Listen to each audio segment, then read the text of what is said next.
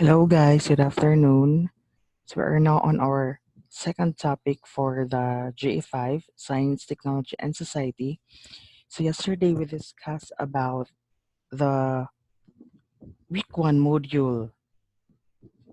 So right now I will share screen to you our next discussion. Chapter 1 yesterday was about the historical antecedents in the course of science and technology. So right now we are now on the chapter 2 or the intellectual revolutions.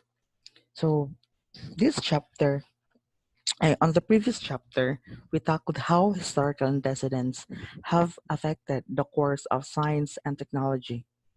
It has been established that most, if not all, of the discoveries and inventions in science and technology during each time period were due to human needs and wants. So on this chapter, we have here the intellectual revolutions, or the brilliant minds responded to the call of the times and created things that could make life easier for the people. There have also been instances when advancements in science and technology changed people's perceptions and beliefs. Much of these events happened in a period now known as the intellectual revolutions. So we have here the three important intellectual revolutions in the advancement of science and technology. So the first revolution was the Copernican revolution. In the early times, people questioned what created days and nights. They wanted to understand what heavenly bodies like the stars, the moons, and planets are. The invention of the telescope allowed the people to take a peek at the outer space, but more importantly, it also intrigued them to know what was actually out there.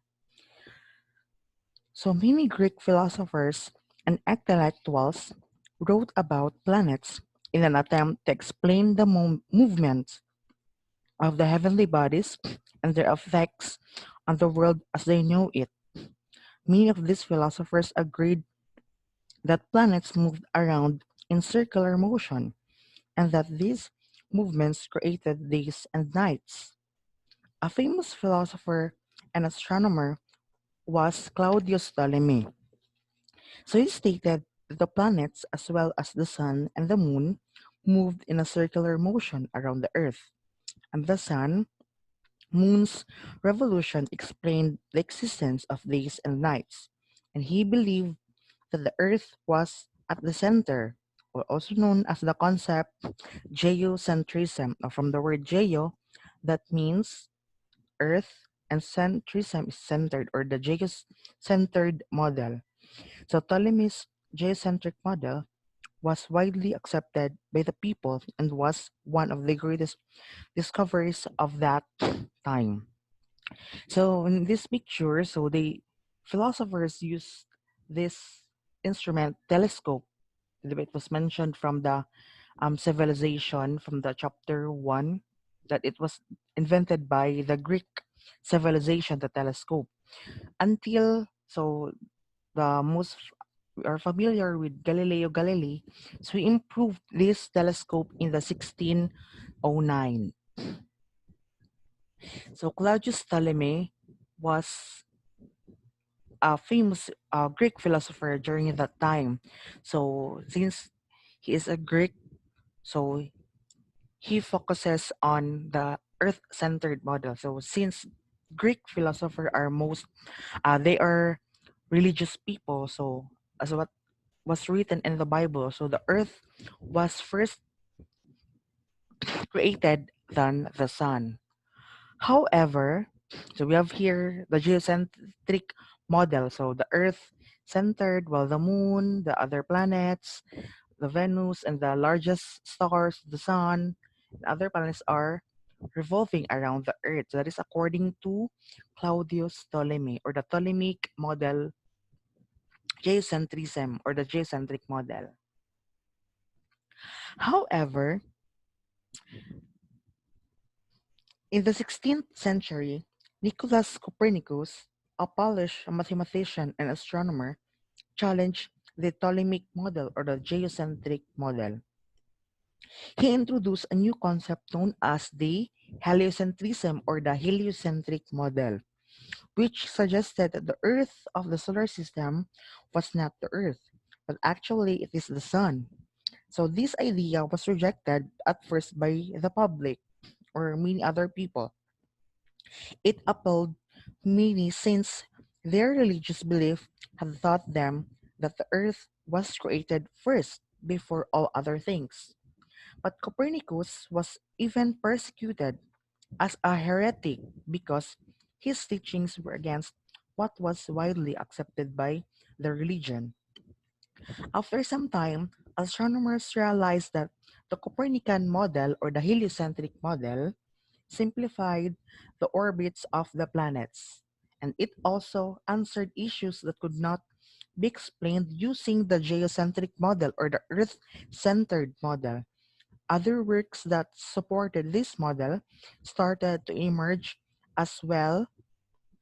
It was also eventually accepted by the people in a period which was called as the birth of modern astronomy. So this era began what was known as the scientific revolution, which resulted in the transformation of the society's thoughts and beliefs. So it was the model of Nicholas Copernicus that was followed by many people. So as you can see here in the picture, it was the latest or the updated model of the solar system or the universe. So meaning this sun so is the center among the solar system because it gives energy of all life forms. Diba? Just like, for example, among plants. So they are capable of photosynthesis, so they cannot make their own they can make their own food using the sun, the soil, and the water. So that is why the model of Copernicus was accepted, unlike by Ptolemy, because Ptolemy just focusing on his religion, which is it was stated from the Bible, since science versus religion is not the same.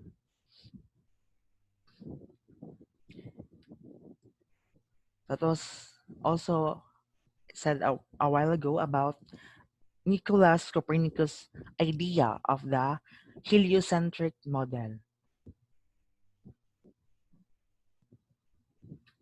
The second revolution, so the most common familiar, so us, also with me, I am a biology graduate. So it was considered to be one of the most controversial intellectual revolutions of its time, or what we call as the Darwinian Revolution. So in 1859, Charles Darwin, an English naturalist, biologist, and geologist, published his book on the origin of species. He also introduced the theory of evolution, which posited that population passed through a process of natural selection in which only the fittest would survive, or as we all know, those survival of the fittest. That is according to Charles Darwin, or the theory of evolution. And also according to him, this reproduction that is important in the evolution is sex or the sexual reproduction. So sex is very important in the evolutionary process since it could be passed through from the mother's chromosome and the father's chromosome. So the egg cell from the mother and the sperm cell from the father. So they will now produce an offspring or that will continue for the next generation. And also on this Darwinian evolution revolution, he also stated that we are came from an apes, diba? So an apes is a mammal and they have also same characteristic with us, like having their hairs, their fingertips, or but not that totally. same with us humans, because humans, we are the higher intelligent, or we are in the higher order animals, because we are capable of intelligence, diba, on our brain. So our brain is well convoluted, so meaning they could process some information. We are capable of talking or communicating, or we are having this proper postures. As you can see, they can we can stand or we can run, unlike these monkeys or these apes. They can walk or having their hands and their feet. So that's it. So also the Darwinian Revolution, so he stated that organisms have the ability to adapt to their environment and would gradually change into something that would be more competitive to survive. So that is known as the evolution. So those organisms that can survive on their environment or their surroundings, so they could evolve on that happenings. So that is according to Charles Darwin. And lastly, is we have here Freudian Revolution. So in the past, the field of psychology was classified under philosophy, because diba, there are in the courses of AB psychology, a Bachelor of Arts in Psychology, or BS, so they are more prone on studying the or under in the philosophical subjects or the study of wisdom. So psychology was considered more of an art rather than a science. In the late 19th century, Sigmund Freud was able to change people's perception of psychology with his revolutionary theory called as the psychoanalysis. So Freud was famous in the psychology process or study.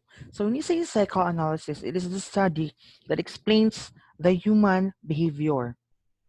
So in his theory, Freud explained that there are many conscious and unconscious factors that can influence the behavior and emotions of human being. He also argued that personality is a product of three conflicting elements, of which are the id, the ego, and the superego. So when we say id, it is the selfish and needy. So the idea that all of your needs should be met immediately, or the pleasure principle. So as you can see here in the picture, so it may be our evil side or our dark side, or it could be, for example, among children. So they would say, "I need to eat that right this second because um I'm craving for it." So, di ba? Or they would say, I want to eat chocolate, and then they would cry, di ba? So, stress ang parents sa mga children. Also, we have here the ego, or it makes the decision based on the reality principle. So, the ego, this would be our middle part. So, it would be in between on our dark side and our good side. So, ego. So, this is our reality. So, they would say, sundon ba na siya ang gusto sa kong children, or to give him or her a chocolate para mag-stop na iyang pag-cry, or dili ko makapalit because walay budget. So, ana. Lastly is we have here the super ego. So it is concerned which is socially accepted. It also reviewed what is right, or it focuses on the conscience. So nagka-focus siya sa tuang konsensya. So it is also our good side or our angel part, 'di ba? If sundo na to tong id part or pleasure lang nato. So ang super ego, so you can't do that because you're in the middle of an important meeting. So dili ka makabuhat sa imong gusto because emergency or having this meeting or class, 'di ba? So that would be our super ego. So despite criticisms, Freud or Sigmund Freud still continued to work on refining his theory, and in fact, he tried to explain how the psychoanalysis can be a clinical method in treating some mental disorders. Soon enough, people were able to understand the concepts of the psychoanalysis, which eventually resulted in the classifying psychology as a science. So again, we have three revolutionary contributed on the science and technology. So we have first the Copernican model that stated the heliocentric model. Next is Charles Darwin or the Darwinian Revolution that mentioned about the theory of evolution. And lastly, Freudian Revolution that is for the contribution of the psychoanalysis. So I think that's a wrap for our discussion on the chapter 2, while the last topic will be I will be discussing it tomorrow, Wednesday. So thank you for listening and have a good day.